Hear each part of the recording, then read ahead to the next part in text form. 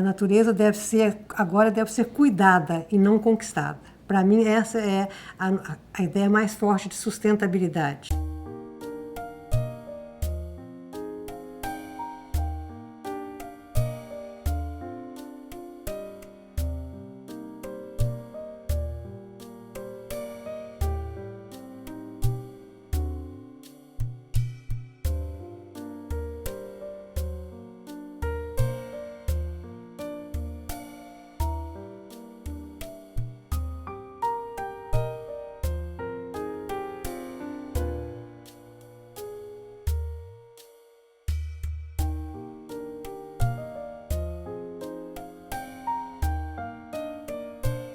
Para falar sobre sustentabilidade, talvez eu tenha que dar uma resposta um pouco oblíqua.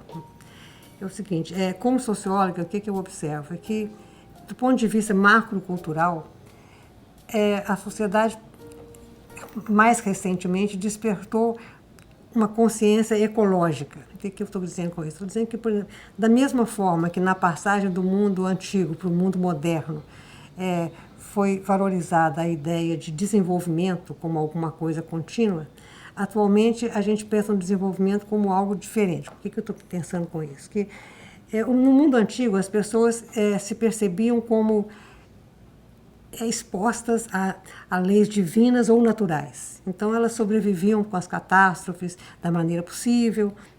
As sociedades tinham processos cíclicos, períodos de prosperidade compensados por períodos de penúria, sejam eles pela vontade divina, como se acreditava, seja pelo fato de que você tinha catástrofes naturais, terremotos, enchentes, etc. Então, quer dizer, a humanidade naquele estágio, digamos assim, pensava basicamente que a natureza era para ser... você tinha que sobreviver à natureza, você tinha que se defender da natureza. No mundo moderno, a coisa já mudou um pouco. Você não tinha que combater a natureza, sobreviver, se proteger dela, mas conquistá-la. E essa ideia de conquistar a natureza é concomitante com uma visão de mundo não mais cíclica, mas um mundo que avança sempre. A ideia de progresso surge aí, a ideia de que desenvolvimento é algo normal. E uma sociedade que não se desenvolve está condenada à estagnação e declínio. Isso seria uma coisa anômala, enquanto que o desenvolvimento é a conquista da natureza. Nessa época atual, que alguns chamam de pós-moderna e que eu prefiro chamar de ultramoderna, a sociedade passa a perceber a natureza de uma forma ainda diferente. A ideia não é mais se defender da natureza e nem conquistar a natureza, mas é se aliar a ela e, de certa forma, essa é a chave para a possibilidade de continuidade do desenvolvimento. Nesse estágio agora de transformação cultural, em que há como que a emergência de uma consciência ecológica, digamos assim, o papel das ciências sociais é refletir sobre essa mudança e, ao mesmo tempo, fornecer...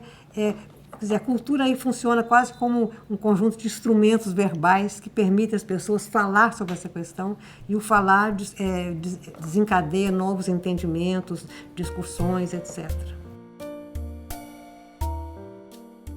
O assunto de sustentabilidade funciona muito bem na linguagem das ciências naturais, das ciências, até a economia consegue lidar com isso.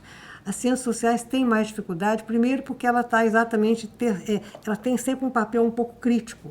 Então ela está tentando entrar já com uma percepção crítica do que está sendo dito sobre isso, mas ela não está inteiramente equipada para isso. E eu acho que a deficiência não é só da ciência social, eu acho que do parte das ciências naturais existe os preconceitos são recíprocos, dos dois lados a dificuldade de entendimento. Então, claro que existem algumas exceções e tem alguns cientistas sociais fazendo bom trabalho sobre isso, mas, no geral, o diálogo ainda é muito rarefeito entre ciências naturais ou exatas e ciências sociais. Eu acho que o que as ciências sociais vai fazer, normalmente é a maneira como ela se acerca desse assunto, é escolher ângulos para olhar essa questão. Por exemplo, um assunto que eu acho que vai ganhar espaço, que já começa a emergir. As catástrofes naturais não são catástrofes, são fenômenos. As catástrofes são sociais.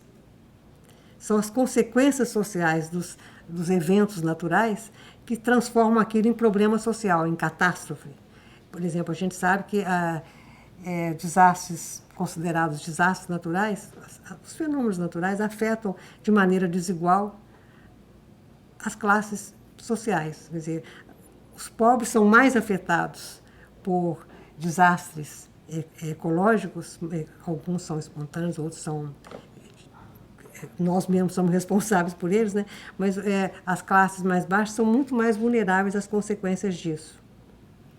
Então, quer dizer, para quem trabalha com políticas sociais ou com problemas de desigualdade, acho que pensar na prevenção de desastres naturais é uma forma de contribuir para que as consequências sejam menos catastróficas.